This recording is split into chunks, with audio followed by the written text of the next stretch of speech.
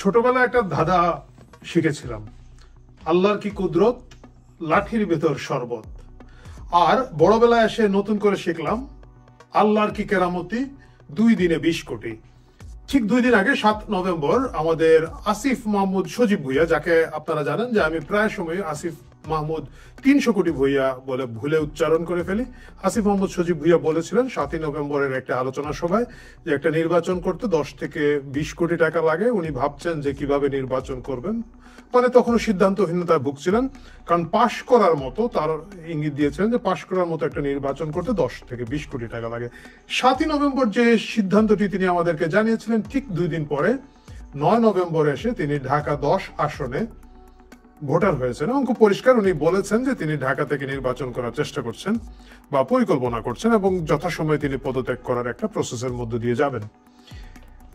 ঢাকা 10 আসনে বিএনপি তার প্রার্থী আগে ঘোষণা করে নেই। যে কয়টি আসনে এখনো তারা শরিক দলের জন্য ধরে রেখেছে, নেগোসিয়েশন চলছে। ঢাকা 10 একটা আসন।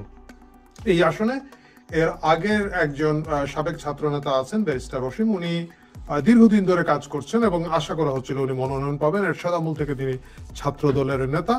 খুব স্বাভাবিকভাবেই মালিক পক্ষের ইচ্ছা নাই সম্ভবত, এবং সেই কারণে সেইখানে নতুন প্রার্থী হিসাবে আসছেন যিনি 2 দিনে 20 কোটি টাকা ম্যানেজ করে ফেলতে পারেন। অবশ্যই বিএনপি তাকে নমিনেশন দেবে, যে কোনো দল আগ্রহের সাথে তাকে নমিনেশন দেবেন, সেই আসিফ মাহমুদ সজীব ভুইয়া। আজকে আমাদের আলোচনার বিষয় হচ্ছে বিএনপি এই যে জুলাইয়ের স্টেক নেওয়ার জন্য জুলাই যোদ্ধাদেরকে তার দলভুক্ত করছে এবং মূল্যায়ন করার চেষ্টা করছে, সেটা কি প্রশংসা যোগ্য এতদিন ছিল, সেটা কি বিতর্কের মুখে পড়লো কিনা না। আমরা দেখেছি এর আগে মুগ্ধের ভাই স্নিগ্ধকে বিএনপি দলে নিয়েছেন এবং উত্তরা থেকে ঢাকা 18 আসন থেকে তাকে মনোনয়ন দিবেন, এটা মোটামুটি পরিষ্কার। এর আগে মায়ের ডাকের তুলিকে মিরপুর অঞ্চলে বিএনপি নমিনেশন দিয়েছে, সেটা একটা চমৎকার সিদ্ধান্ত, লোকজন সেটা প্রশংসা করেছেন। এমনকি মুগ্ধের ভাই স্নিগ্ধ, যার অযোগ্যতা নিয়ে কথা আছে কিন্তু তার দুর্নীতি নিয়ে বাইরে ফিস গুঞ্জন থাকলেও কিন্তু খুব পিন পয়েন্ট করার কোনো সুযোগ তার নাই। তার অযোগ্যতা, অদক্ষতা ছিল, বয়সের কারণে এটা হতেই পারে। সে স্কাউটে একটা বড় সর্বনাশ করে এসেছে। এর আগে আমরা জানি জুলাই ফাউন্ডেশনের সিইও হিসাবে চূড়ান্ত ব্যর্থ হয়েছে বলে লোকজনের অভিযোগ আছে, কিন্তু তারপরেও সে একটা বিএনপি ফ্যামিলি। তার বাবা পদাধিকারী হিসাবে ছাত্রদলে আছেন বলে আমরা জানি, মানে ছিলেন, সুতরাং সে বিএনপি থেকে নমিনেশন দিতে পারে। কিন্তু ওই দুটো কেসের সাথে আসিফ মাহমুদ সজীব ভুইয়ার কেস সম্পূর্ণ আলাদা।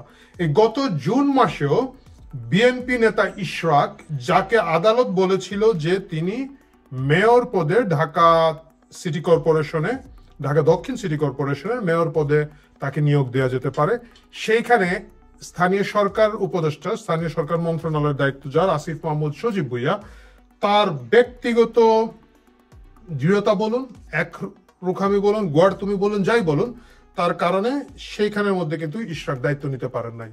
তিনি জনতার মেয়র হিসেবে রয়ে গেছেন, কিন্তু জনতার মেয়র থেকে খাতার মেয়রে তাকে উঠতে দেওয়া হয় নাই।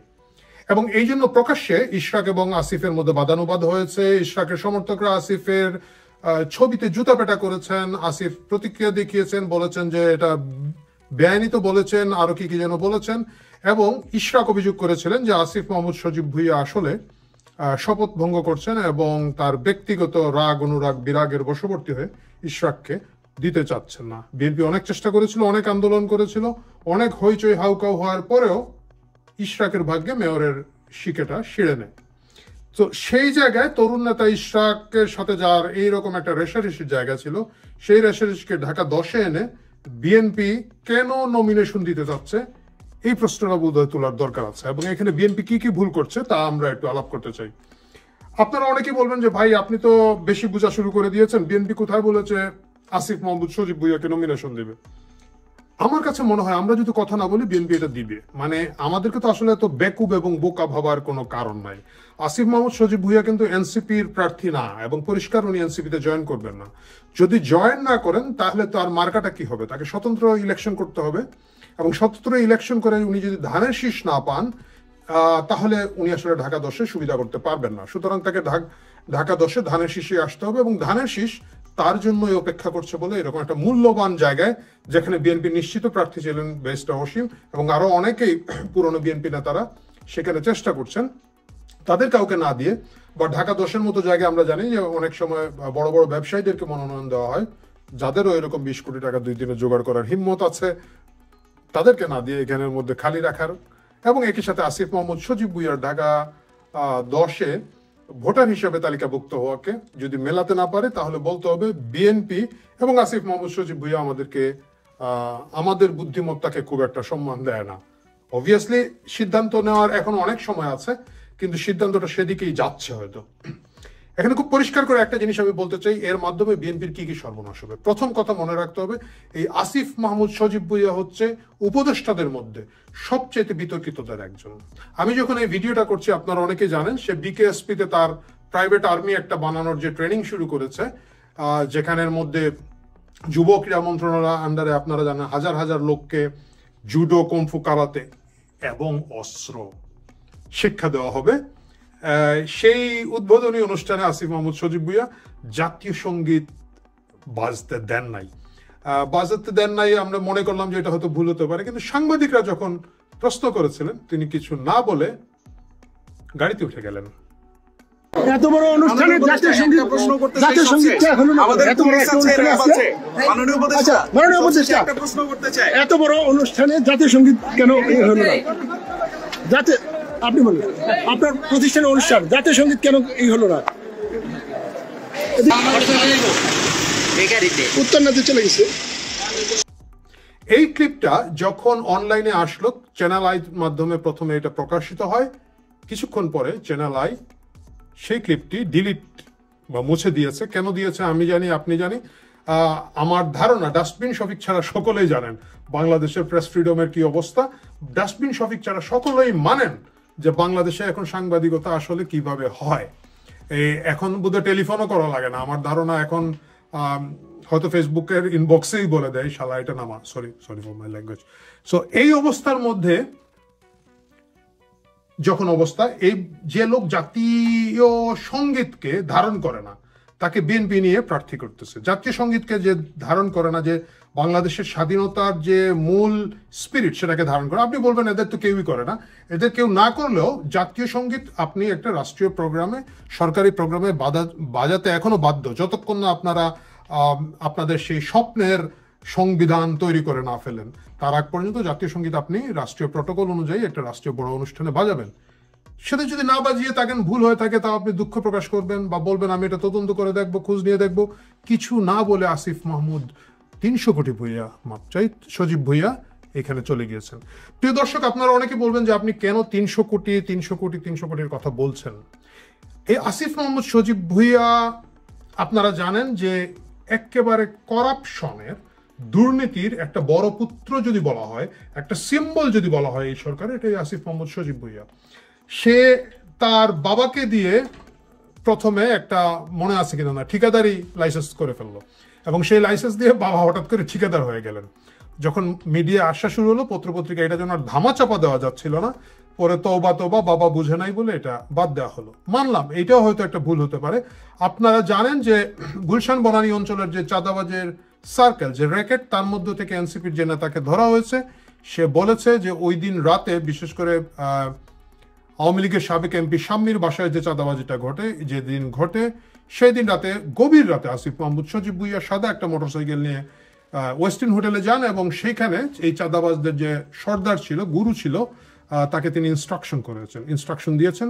এই কথাটা কিন্তু চাঁদাবাজি সংশ্লিষ্ট একজন কি যেন এটা বৈষম্য বিরোধী ছাত্র নেতা তখন বলেছিলেন, এবং এটা বেশ ভাইরাল হয়েছিল। এবং পরে আসিফ মাহমুদ সজীব ভুইয়া বললেন যে না, কাজ করতে করতে গভীর রাতে যখন ওনার ক্ষুধা লেগে যায়, উনি 300 ফুটে যান, এবং সেখানে যখন হাঁসের মাংস না পান, ওয়েস্টিনের দিকে যাওয়া হয়। উনি কিন্তু বলেন নাই যে উনি ওয়েস্টিনে যান, যদিও ওয়েস্টিনের রুমের ভিতরে তার ছবি আছে, সেই ছবিগুলো ফেসবুকে আছে, একজন নারী সেটা পোস্ট করেছেন। এই বিষয়ে আমি যেতে চাই না, মানুষের ব্যক্তিগত প্রেফারেন্স থাকতেই পারে। অবিবাহিত একজন মানুষ, উনি বদ্ধ হোটেল রুমে কি করেন না করেন এটা আসলে আমাদের দেখার বিষয় নয়। একজন প্রাপ্তবয়স্ক মানুষ, যাই করুন, সেই আলাপে যাচ্ছি না। কিন্তু আমরা আসতে চাচ্ছি মোয়াজ্জেম হোসেন, এপিএস মোয়াজ্জেম হোসেনের মাধ্যমে আসিফ মাহমুদ সজীব ভুইয়ার উপরে যে কাহিনীগুলো ঘটেছিল। আপনাদের মনে রাখতে হবে যে 9 এপ্রিল তারিখে, 2025-এর 9 এপ্রিল, দুইজন বড় নেতা এনসিপির বড় নেতা, একজন হচ্ছেন হাসনাত এবং একজন হচ্ছেন সার্জিস আলম। হাসনাত আব্দুল্লাহ এবং সার্জিস আলম দুদকে গিয়েছিলেন 9 এপ্রিল এবং তারা সেখানে অতি গোপনীয় ইনফরমেশন দিয়ে এসেছেন, যে বিষয়ে তারা পত্রিকায় বলতে অস্বীকার করেছিলেন, কার বিরুদ্ধে কি বিরুদ্ধে কথা বলেছিলেন। অভিযোগ আছে, গুঞ্জন আছে, ফুসফিস আছে। এটা স্পেসিফিকলি আসিফ মোহাম্মদ সজীব ভুইয়া এবং তার যে এপিএস ছিল মোয়াজ্জেম হোসেন, তার বিরুদ্ধে এই অভিযোগগুলো ছিল।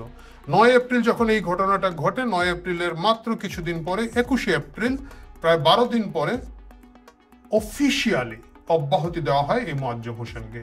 কারণ দুদকে যখন দুজন পাওয়ারফুল ছাত্র নেতা বা দুজন পাওয়ারফুল এনসিপি নেতা চলে যান, বর্তমান রাজনৈতিক প্রেক্ষাপটে এটা ধামাচাপা দেওয়া যায় না। এটা বোঝায় যে এক ধরনের টাগ অফ ওয়ার, এক ধরনের ক্ষমতার দ্বন্দ্ব, এক ধরনের ভাগাভাগির দ্বন্দ্ব হয়তো এখানের মধ্যে আছে। এবং তারা যদি নাম উল্লেখ করে মোয়াজ্জেম হোসেন এবং আসিফ মোহাম্মদ সজীব ভুইয়াকে এখানে অভিযুক্ত করে থাকেন, তাকে একেবারে ধামাচাপা দিলে, আমরা হাসনাতের স্বভাব জানি, সার্জিস যাই হোক, হাসনাত হয়তো এটা নিয়ে একটা তাণ্ডব ঘটিয়ে ফেলতে পারেন, এই তোরা রাজুতে আয়। সুতরাং 9 এপ্রিলের অভিযোগের পরে 12 এপ্রিল আমরা, যদিও 9 এপ্রিল কি ঘটেছিল সেটা আমরা, কার বিরুদ্ধে অভিযোগ সেটা অফিসিয়ালি আমরা জানি না, কিন্তু 12 এপ্রিল আমরা দেখলাম মোয়াজ্জেম হোসেনকে প্রথমে অব্যাহতি দেওয়া হলো। অব্যাহতি দেওয়া হলো মানে তাকে চাকরিচ্যুত করা হলো।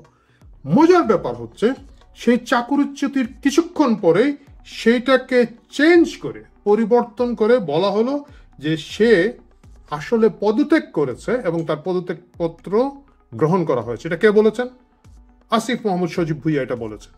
উনি বলেছেন যে না, ও বেশ আগে 25শে মার্চ পদত্যাগ পত্র দিয়েছিল, ওইটা 25শে এপ্রিল উনি এই কথাটা বলেছেন, 1 মাস পরে পদত্যাগ পত্র নেওয়া হয়েছে। কারণ তার লেখাপড়া আছে, পড়াশোনা আছে, সে বলেছে তার চাকুরি, ব্যাংকে চাকুরির ইন্টারভিউ আসছে, বিসিএস এর রিটেন পরীক্ষা আসছে, এই কারণে তাকে পদত্যাগ দেওয়া হয়েছে। এর মানে হচ্ছে মোয়াজ্জেম হোসেন যে একটা চোর, রাষ্ট্রীয়ভাবে দুদকের আন্ডারে তার বিরুদ্ধে তদন্ত হচ্ছে, দুদক তার এনআইডি ব্লক করেছে, দুদক তার বিদেশ যাত্রা নিষেধাজ্ঞা দিয়েছে, এই পরিস্থিতিতেও আসিফ মোহাম্মদ সজীব ভুইয়া মোয়াজ্জেম হোসেনকে আগলে রাখার একটা চেষ্টা করেছেন, যার বিরুদ্ধে ন্যূনতম 300 কোটি টাকা চুরির অভিযোগ আছে।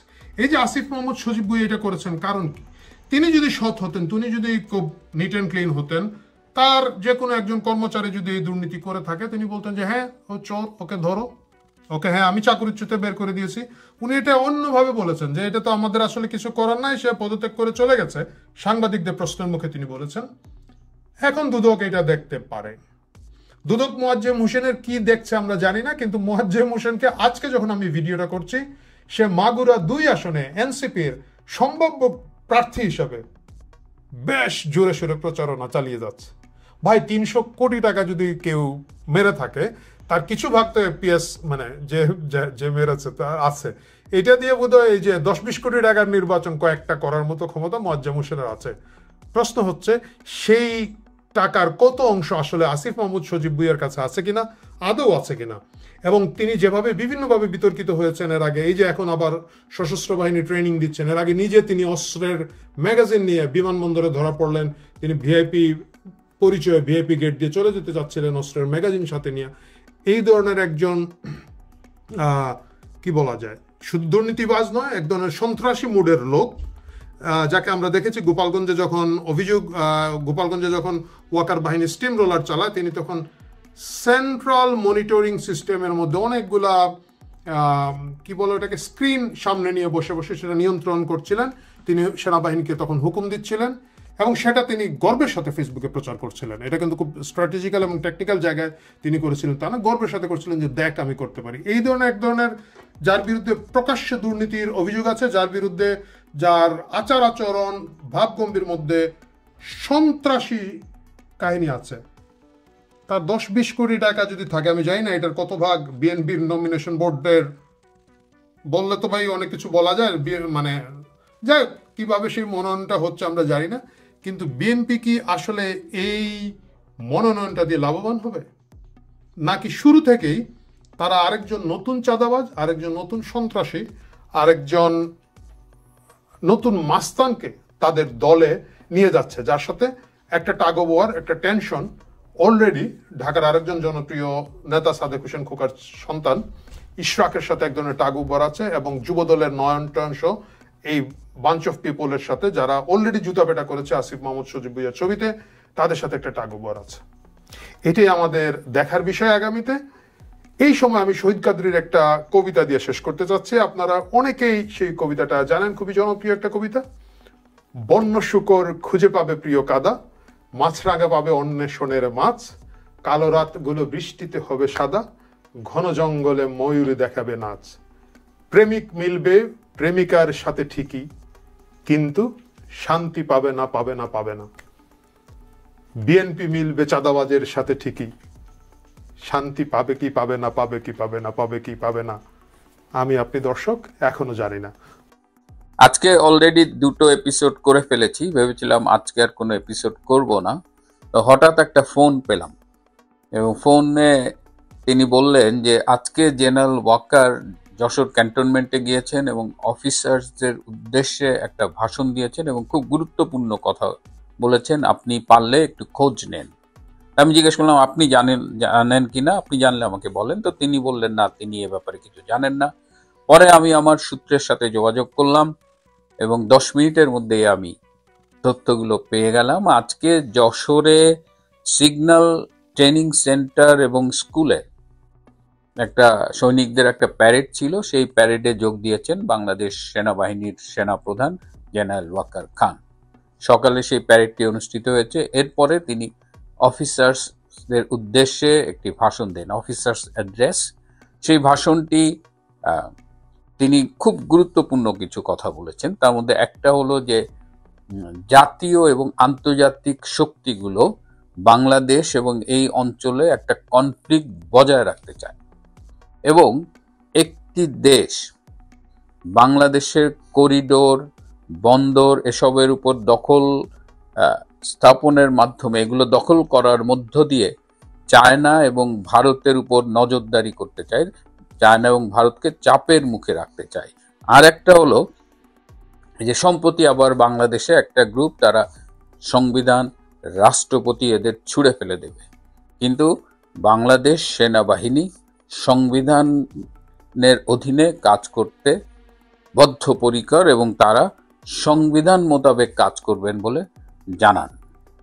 এই সময়ে একজন মেজর র্যাঙ্কের একজন, তিনি সেনাপ্রধানকে বলেন যে স্যার, আপনার সম্পর্কে যখন আজে বাজে কথা বলা হয়, আপনাকে যখন গালাগালি করা হয়, তখন আমরা আমাদের ফ্যামিলি মেম্বারদের কাছে মুখ দেখাতে পারি না। এটা সমস্ত বাহিনীর জন্য একটা অসম্মানের ব্যাপার।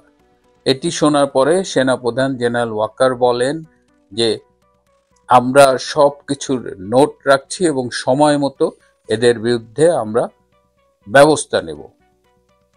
এবং তিনি সবশেষে বলেন যে আপনারা যখন দায়িত্ব পালন করেন, আপনারা খেয়াল রাখবেন যে কারো উপরে যেন কোনো জুলুম না করা হয়। এই জুলুম শব্দটা একদম মানে স্ট্রাইকিং, মানে জুলুম, ইনসাফ, এইসব শব্দগুলো কিন্তু মানে বিশেষ একটা গোষ্ঠী ব্যবহার করে। তো এই ছিল মোদ্দা কথা তার আজকে অফিসারদের উদ্দেশ্যে প্রদত্ত ভাষণের মানে নির্যাস। এই ভাষণটি যদি আমি আজকে প্রথম শুনতাম বা এই তথ্যগুলো প্রথম পেতাম, আমি খুব মুগ্ধ হতাম এবং বলতাম যে বাহ, সেনাপ্রধান বাঘের বাচ্চা।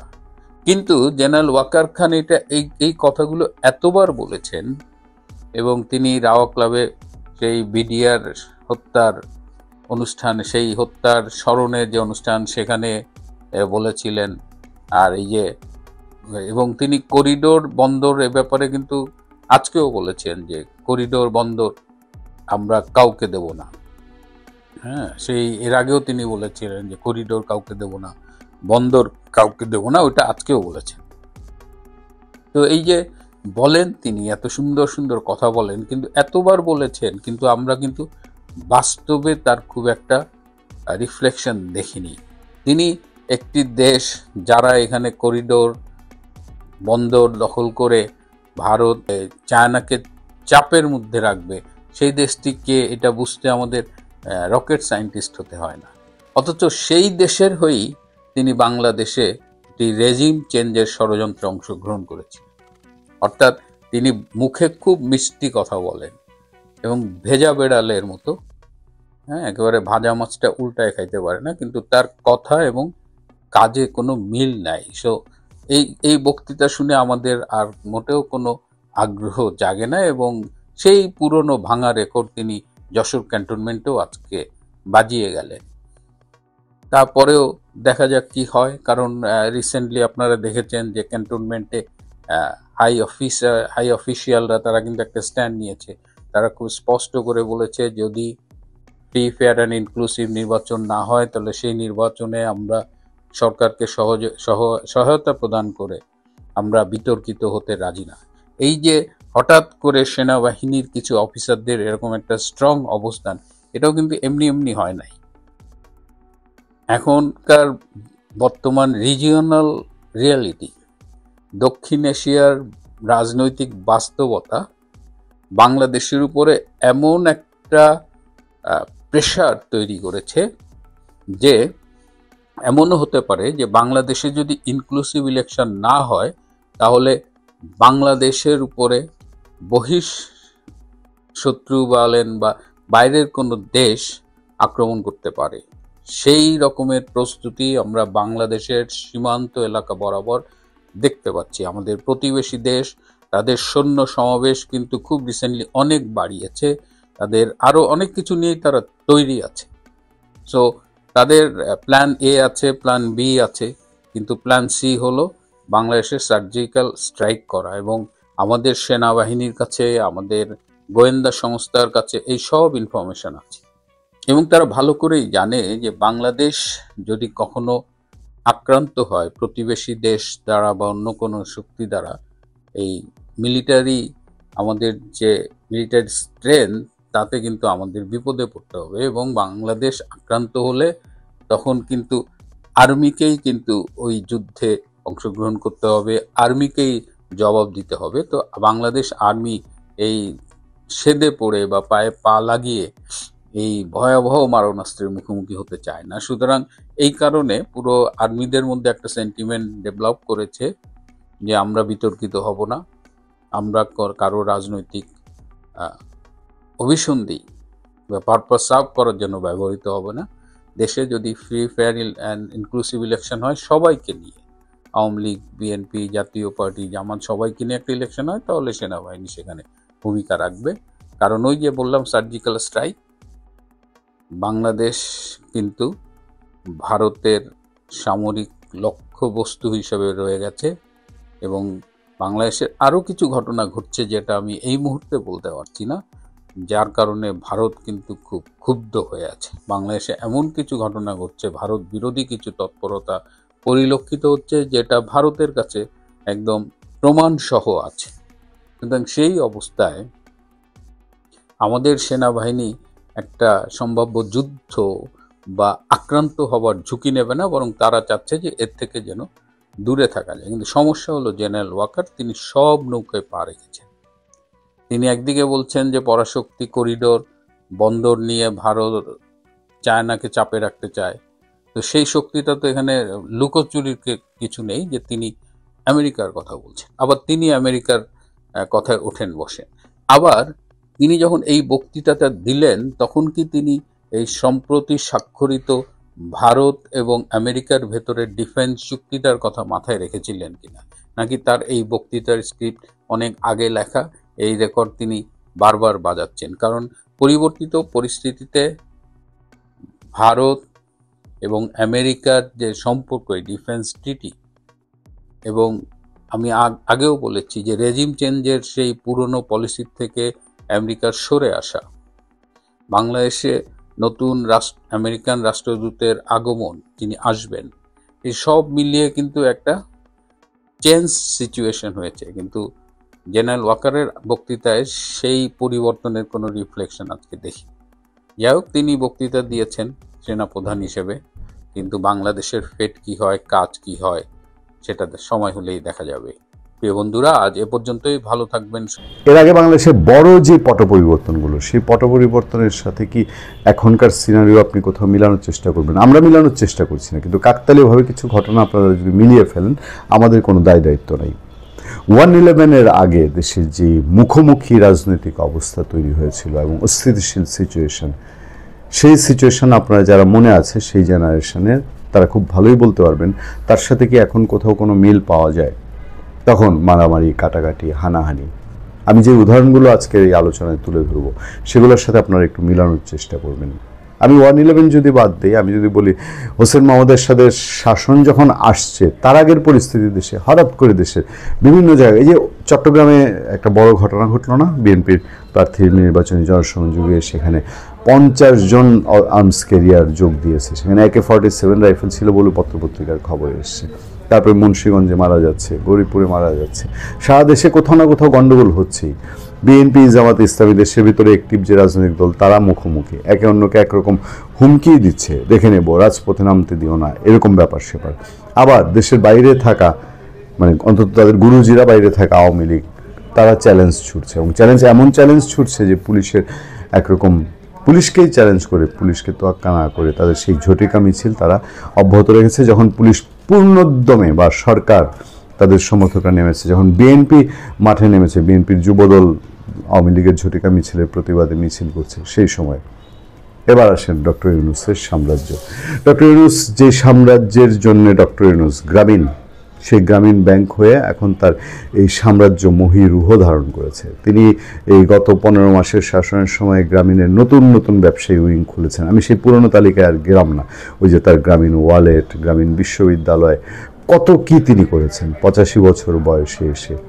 এই গ্রামীণ সাম্রাজ্য রক্ষা তার অন্যতম একটা ব্যক্তিগত উদ্দেশ্য, কারণ তিনি তো এসেছেন এই দেশটাকে ব্যক্তিগত ব্যবসায়িক কাজে ব্যবহার করার জন্য। এটা তো প্রমাণিত হয়ে গেছে যে এই 15 মাসে উনি তো দেশের জন্যে কোনো কিছু করেননি, যা করেছেন তার গ্রামীণ এবং নিজের জন্য এবং আমেরিকার তার বন্ধু, বা তার বন্ধু তো বলবো না, তার বস আমেরিকার জন্য তিনি করেছেন।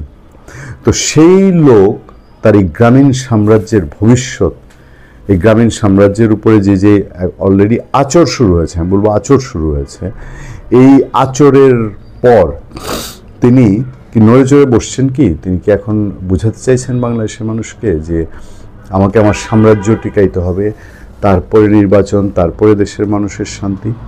আলামত কি অন্তত তাই বলছে? আলামত কি বলছে না যে দেশ কোনো একটা ভালো দিকে যাচ্ছে কিনা? দেশের সামনে অমানিসার অন্ধকার, এবং ডক্টর ইউনূসের মতন একজন নেতৃত্ব সেখানে চূড়ান্ত ব্যর্থ হয়েছেন। চূড়ান্ত ব্যর্থতার একটা রূপ নিয়ে তিনি আরও বেশ কিছুদিন থাকতে চান, তার সরকারের একটা বড় অংশ থাকবে। তার সরকার তো দ্বিধাবিভক্ত, এটা প্রমাণ হয়ে গেছে। আমি যেদিন কথা বলছি সেই দিনও এই সরকার কি করবে না করবে এ নিয়ে জাতির সামনে কোনো রূপরেখা নাই। তার নির্বাচন বলছে, কিন্তু এই নির্বাচন কি নির্বাচন হতে যাচ্ছে দেশের মানুষ বুঝে। গ্রামগঞ্জের জোয়ান, বৃদ্ধ, নাবালক, সাবালক সবাই বোঝে যে এই নির্বাচন কী হবে। মুচকি হাসে, আহারে নির্বাচন।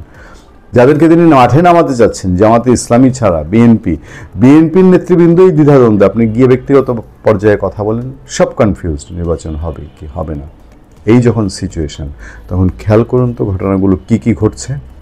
আলামত একটু কেমন কেমন লাগছে না? এই সরকার বা পুলিশের রণসজ্জার কথা বলেছি গতকাল কয়েকটা কন্টেন্টে।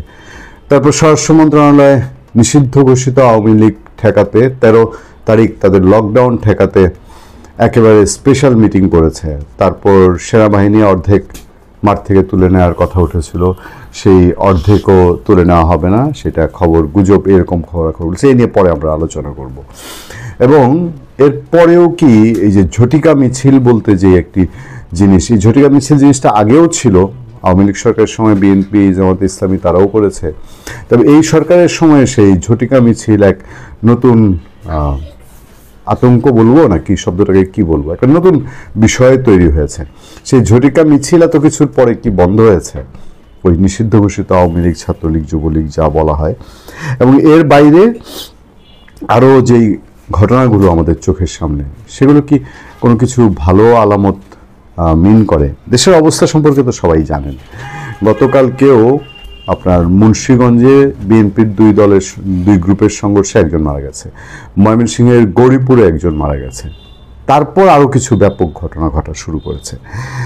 খবরে দেখা যাচ্ছে যে মানিকগঞ্জের সাটুরিয়ায় গ্রামীণ ব্যাংকের অফিসে আপনার একটা অগ্নিসংযোগের ঘটনা ঘটেছে। কে বা কারা এই আগুন লাগিয়েছে বা আগুন দিয়েছে সেটা এখন পর্যন্ত সুনির্দিষ্টভাবে জানা যায়নি। নেত্রকোনার জাতীয় নাগরিক পার্টি এনসিপির কেন্দ্রীয় সংগঠক উত্তরাঞ্চল প্রীতম সোহাগের বাড়ির ফটকে দুর্বৃত্তরা আগুন ধরিয়ে দিয়েছে বলে জানা গেছে। এবং আমরা একটা ফটোকার্ড দেখতে পাচ্ছি, যে ফটোকার্টে প্রীতম সোহাগের স্ত্রীর পায়ের জুতোগুলো জ্বলে গেছে, দরজার সামনে আগুনের চিহ্ন। সেরকম আরও একাধিক খবরে মানুষ আসলে দুশ্চিন্তাগ্রস্ত হয়ে পড়ার মতন সিচুয়েশন কিনা। আমি ঝটপট আপনাদেরকে কয়েকটা খবরের দিকে একটু নজর দিই। ঢাকায় ভোরে আধা ঘন্টার মধ্যে 2 বাসে আগুন। ঢাকায় বাড্ডা ও শাহজাদপুর এলাকায় যাত্রীবাহী 2টি বাসে আগুন দিয়েছে দুর্বৃত্তরা। আজ সোমবার ভোরে এ ঘটনা ঘটে। কেউ হতাহত হয়নি। আধা ঘন্টার মধ্যে 2টি বাসে আগুন দেওয়া হয়। ফায়ার সার্ভিস সদর দপ্তরের নিয়ন্ত্রণ কক্ষের দায়িত্বরত কর্মকর্তা রাশেদ বিন খালেদ বলেন, ভোর 5:40 দিকে গুলশানের শাহজাদপুর এলাকায় যাত্রীবাহী ভিকটিম পরিবহনের আগুন দেয় দুর্বৃত্তরা। খবর পেয়ে ফায়ার সার্ভিসের 2টি ইউনিট ঘটনাস্থলে গিয়ে আগুন নিয়ন্ত্রণে আনে। বাসটি সদরঘাট থেকে উত্তরার দিকে যাচ্ছিল। রাশেদ বিন খালেদ আরও বলেন, বাসে আগুনের কয়েকটি ঘটনা ঘটেছে বাড্ডার ব্রাক বিশ্ববিদ্যালয়ের সামনে। সকাল 6:30টার দিকে যাত্রীবাহী আকাশ পরিবহনের একটি বাসে আগুন দেয় দুর্বৃত্তরা। ফায়ার সার্ভিসের 2টি ইউনিট ঘটনাস্থলে গিয়ে আগুন নিয়ন্ত্রণে আনে। একটু কি খটকা লাগছে না হঠাৎ করে এই ধরনের বাসে আগুন? বিষয় কি, আড়ালে অন্য কিছু আছে কিনা? মানে হঠাৎ পরিস্থিতিটা একটু ঘোলাটে না, কেমন যেন একটু ঘোলাটে। এবং আমি আলোচনায় যাব, আমি কেন এগুলো জানাচ্ছি, যে রাজধানীর বাড্ডা ও শাহজাদপুরে বাসে আগুন, ধানমন্ডিতে ককটেল বিস্ফোরণ। সেই ককটেলগুলোর খবর আবার একটু ভিন্ন রকম হচ্ছে মিরপুরে গ্রামীণ ব্যাংকের প্রধান কার্যালয়ের সামনে ককটেল বিস্ফোরণ। গ্রামীণ ব্যাংক ডক্টর ইউনূসের সাম্রাজ্যের একটি অংশ। রাজধানী মিরপুরে গ্রামীণ ব্যাংকের প্রধান কার্যালয়ের সামনে সড়কের ককটেল বিস্ফোরণের ঘটনা ঘটেছে। সোমবার ভোর 3:45টার দিকে এই ঘটনা ঘটেছে বলে জানিয়েছে পুলিশ। বিষয়টি নিশ্চিত করেছেন মিরপুর মডেল থানার অফিসার ইনচার্জ সাজ্জাদ রুমান। তিনি জানান, এই ঘটনায় কেউ হতাহত হয়নি। কে বা কারা ককটেল বিস্ফোরণ ঘটিয়েছে সে বিষয়ে তাৎক্ষণিক কোনো তথ্য জানা যায়নি। ওসি সাজ্জাদ বলেন, গ্রামীণ ব্যাংকের প্রধান কার্যালয়ের সামনে রাস্তায় ককটেল বিস্ফোরণের একটি ঘটনা ঘটেছে। কারা এটা ঘটিয়েছে তা তদন্ত করে দেখা হচ্ছে। এখন পর্যন্ত কাউকে আটক করা হয়নি এবং কেউ আহতও হয়নি। তিনি আরও বলেন, এটি নাশকতার ঘটনা হতে পারে। যারা এই ঘটনার সঙ্গে জড়িত তাদের আইনের আওতায় আনতে আমরা কাজ শুরু করেছি। এদিকে রাজধানী মেরুলবাড্ডা এবং শাহজাদপুরে ওই যে বাসে দুর্ঘটনার খবরগুলো আবার এখানে যোগ হচ্ছে। সাথে আরও একটি খবর আছে, উপদেষ্টা ফরিদা আক্তারের ব্যবসা প্রতিষ্ঠানের সামনে ককটেল বিস্ফোরণ। রাজধানীর মোহাম্মদপুরের স্যার সৈয়দ রোডে মৎস্য ও প্রাণী সম্পদ উপদেষ্টা ফরিদা আক্তারের ব্যবসা প্রতিষ্ঠানের প্রবর্তনার সামনে ককটেল বিস্ফোরণের ঘটনা ঘটেছে। ফরিদা আক্তারের প্রবর্তনা জানেন, আর ফরিদা আক্তারের হাজব্যান্ড রাষ্ট্রচিন্তক বলে, যাকে 5 আগস্ট শেখ হাসিনার রিজিউম চেঞ্জের সময়ের একজন মাস্টার মাইন্ডের মধ্যে একজন বলা হয়, সেই ফরহাদ মজহারের স্ত্রী ফরিদা আক্তার। তবে এতে কেউ হতাহত হয়নি। এর আগেও একবার তাদের এখানে ককটেল বিস্ফোরণের ঘটনা ঘটেছিল। সোমবার সকাল 7:30টার দিকে ঘটনা ঘটে। পুলিশ সূত্রে জানা গেছে, সকালে একটি মোটরসাইকেলে 2 ব্যক্তি এসে প্রবর্তনার সামনের রাস্তার উপর 2টি ককটেল নিক্ষেপ করে। 2টি ককটেলই বিকট শব্দে বিস্ফোরিত হয়। হঠাৎ বিস্ফোরণের শব্দে কেয়ারটেকার ও আশপাশের বাসিন্দারা আতঙ্কিত হয়ে পড়েন। খবর পেয়ে পুলিশ ঘটনাস্থলে যায় এবং আশপাশের এলাকায় টহল জোরদার করে। বিষয়টি নিশ্চিত করে মোহাম্মদপুর থানা ভারপ্রাপ্ত কর্মকর্তা কাজী রফিক আহমেদ বলেন, দুষ্কৃতকারীরা ব্যবসায়ী ওই প্রতিষ্ঠানটি লক্ষ্য করে ককটেল বিস্ফোরণ ঘটিয়েছে। ঘটনাস্থলে পুলিশে একাধিক টিম কাজ করছে। কারা এই ঘটনার সঙ্গে জড়িত তা চিহ্নিত করে আইনের আওতায় আনা হবে। তবে ঘটনার কারণ বা উদ্দেশ্য সম্পর্কে এখনো কিছু জানতে পারেনি পুলিশ। গ্রামীণ ব্যাংকের অফিসের খবরটা আমি আপনাদেরকে দিয়েছি। গ্রামীণ ব্যাংকের সামনে কি ঘটেছে। সেনা প্রত্যাহারের জন্য স্বরাষ্ট্র উপদেষ্টা একটা দ্বিমুখী কথা বলেছেন। এর আগে সেনা প্রত্যাহার নিয়ে যে অর্ধেক সেনাবাহিনীর সদস্য প্রত্যাহার করা হবে, তাদের রেস্ট প্রয়োজন, সেনা সদর দপ্তরের চিঠির কথা জানানো হয়েছে। বাংলাদেশের সমস্ত পত্রপত্রিকা নিউজ করেছে। তখন স্বরাষ্ট্র মন্ত্রণালয় কিছু না করেনি। এই যে একটা উদ্ভূত সিচুয়েশন, এই সিচুয়েশনটা এখন কোন দিকে টার্ন করে? প্রশ্ন যে প্রথম পাকিস্তান সফরকারী উপদেষ্টাকে, এই প্রশ্নটা নিয়ে আমি এই মুহূর্তে কথা বলবো। এই প্রশ্নটা হয়তো আগামী বিসিএসে প্রিলিতে একটা কোশ্চেনও থাকতে পারে, কারণ এই যে গত কদিন আগে একটা প্রিলি হলো, তাতে মুক্তিযুদ্ধ নিয়ে কোনো প্রশ্ন নেই। সেই বিসিএস প্রিলিতে প্রশ্ন ছিল জুলাই নিয়ে, জুলাই সহিংসতা, জুলাই সন্ত্রাসী কর্মকাণ্ড নিয়ে। যেভাবে পাঠ্য বইয়ে ঢুকে গেছে জুলাই, ঠিক তেমনি ভাবে প্রশ্ন আসছে জুলাই সহিংসতা নিয়ে। আগামী বিসিএসে প্রশ্ন আসবে যে পাকিস্তান সফরে প্রথম কোন উপদেষ্টা গিয়েছিলেন। সেটি আর কেউ নয়, পরিবেশ, বন ও জলবায়ু পরিবর্তন বিষয়ক উপদেষ্টা সৈয়দা রিজওয়ানা হাসান, তিনি গত 4 থেকে 7 নভেম্বর পাকিস্তান ভিজিট করেন এবং আজকে ভোরে তিনি দেশে ফিরে এসেছেন। তবে ধারণা করা হচ্ছে তিনি পাকিস্তান থেকে কাতারের দোহায় যেয়ে থাকতে পারেন, কারণ তিনি আজকে দেশে ফিরেছেন কাতার এয়ারলাইন্সের একটি ফ্লাইটে। এই খবরগুলো দিচ্ছে চন্দন নন্দী। চন্দন নন্দী নর্থ ইস্ট নিউজের আজকে একটা স্টোরি করেছে। সেই স্টোরি সূত্রে আমরা জানতে পারছি যে আগামী বিসিএস এর প্রশ্ন, প্রথম পাকিস্তান সফরকারী উপদেষ্টা সৈয়দা রিজওয়ানা হাসান এই মুহূর্তে পাকিস্তান নৌপ্রধান বাংলাদেশ সফর করছেন। পাকিস্তান নৌবাহিনীর যুদ্ধজাহাজ এই মুহূর্তে বাংলাদেশে। বাংলাদেশ উল্টো পথে চলছে, এতে কোনো সন্দেহ নাই। বারবার বলি বা বলছি, বলতে থাকবো। গত 15 মার্চ যাবৎ সৈয়দা রিজওয়ানা হাসান বন, পরিবেশ, জলবায়ু পরিবর্তন বিষয়ক মন্ত্রণালয়ের দায়িত্বপ্রাপ্ত উপদেষ্টা। সাফল্যটা কি একটু বলুন তো? পলিথিন নিয়ে নানা রকম ঘোলা করা হলো পরিস্থিতি। পলিথিন কি বাজার থেকে উঠেছে? কিংবা আপনাদের নিশ্চয়ই মনে আছে সিলেটের সাদা পাথর প্রাকৃতিক সৌন্দর্যের একটা খুব চমৎকার একটা জিনিস ছিল সাদা পাথর। সেই সাদা পাথর লুটপাট হয়ে গেল। আমাদের নদীগুলা কি দূষণমুক্ত হয়েছে? আমাদের ঢাকা শহর কি দূষণমুক্ত হয়েছে? পরিবেশ কি দূষণমুক্ত হয়েছে? এই সৈয়দা রিজওয়ানা হাসান যখন উপদেষ্টা ছিলেন না, যখন সরকারের বাইরে ছিলেন, আমরা আসলে অনেক বাকবাকুম কথাবার্তা শুনতাম যে এটা সঠিক হচ্ছে না, ওটা সঠিক হচ্ছে না, ওটা ভালো হচ্ছে না, এই ক্ষতি হচ্ছে, সেই ক্ষতি হচ্ছে। তখন তাকে মনে হতো কখনো কখনো যে বাহ, চমৎকার তো, এই পরিবেশের জন্য কথা বলছেন, এই মাটির জন্য কথা বলছেন। কিন্তু এখন তিনি ক্ষমতায় থেকে কি করছেন? ন্যূনতম একটা পলিথিন নিষিদ্ধ করতে পেরেছেন তিনি। অনেক বাকবাকুম শুনেছি আমরা, কিন্তু পলিথিনটাও কিন্তু বাজার থেকে ওঠেনি। সাফল্যের জায়গায় একদম শূন্যের কোঠায়, বিতর্কের জায়গায় কিন্তু শীর্ষে।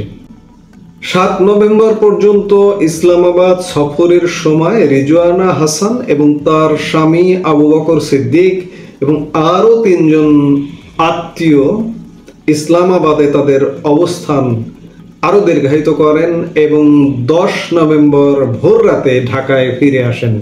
কূটনৈতিক পাসপোর্ট নম্বর, নর্থ ইস্ট নিউজ পাসপোর্ট নম্বরটাও উঠিয়ে দিয়েছে। নিয়ে ভ্রমণ করার সময় রিজওয়ানা হাসানের সরকারি কাজ ছিল একটি সম্মেলনে যোগদান করা, যার জন্য তিনি 4 নভেম্বর সেই সম্মেলনে গুরুত্বপূর্ণ ব্যক্তি হিসেবে উপস্থিত ছিলেন। 6 নভেম্বর তিনি আরো একটি সম্মেলন বা আলোচনায় অংশ নেওয়ারও খবর দিচ্ছে নর্থ ইস্ট নিউজ। 2 অধিবেশনে সৈয়দা রিজওয়ানা হাসান কি বক্তব্য রেখেছেন সে ধরনের কোনো রেকর্ড না থাকলেও সরকারি নথি থেকে দেখা যায় যে institute for global environmental strategies IGS জাপানের কানাগাওয়ায় অবস্থিত এবং তারাই এই সম্মেলনগুলোর আয়োজক। রিজওয়ানা হাসান সরকারি সফরে ছিলেন এবং তার আত্মীয় স্বজনদের খরচ বা বিমান ভাড়া IGES দ্বারা বহন করা হয়েছে বলে মনে করা হচ্ছে। সৈয়দা রিজওয়ানা হাসান পাকিস্তান সফরের প্রথম খেতাবপ্রাপ্ত নারী এবং একটা অন্ততপক্ষে BCS এর প্রশ্ন পাওয়া গেল। আমরা সেই প্রশ্নটা মাথায় রাখবো এবং একই সাথে চিনতে চাই, জানতে চাই যে কারা পাকিস্তানের প্রতি এত দহরম মহরম করতে চাইছে। আমরা চিনলাম, জানলাম, দেখলাম, ভবিষ্যতের বাংলাদেশে চিনব যে কাজের চেয়ে অকাজের গরু কারা। আমি খানিক আগেই বললাম যে তিনি যখন ক্ষমতায় ছিলেন না, ক্ষমতার বাইরে ছিলেন, তখন আমাদের পরিবেশ, আমাদের জলবায়ু নিয়ে আলাপ করার মানুষ ছিল। কিন্তু এখন আর সেই জলবায়ু পরিবেশ নিয়ে আলাপ করার মানুষগুলো হারিয়ে গেছে, ক্ষমতার ভেতরে ঢুকে গেছে। এভাবেই চলছে, এভাবেই চলতে থাকবে। দেখি এর শেষ কোথায় বা শেষটা কি দেখতে পারি, আমরা নিশ্চয়ই দেখব। এই মুহূর্তে এ পর্যন্তই। সবাই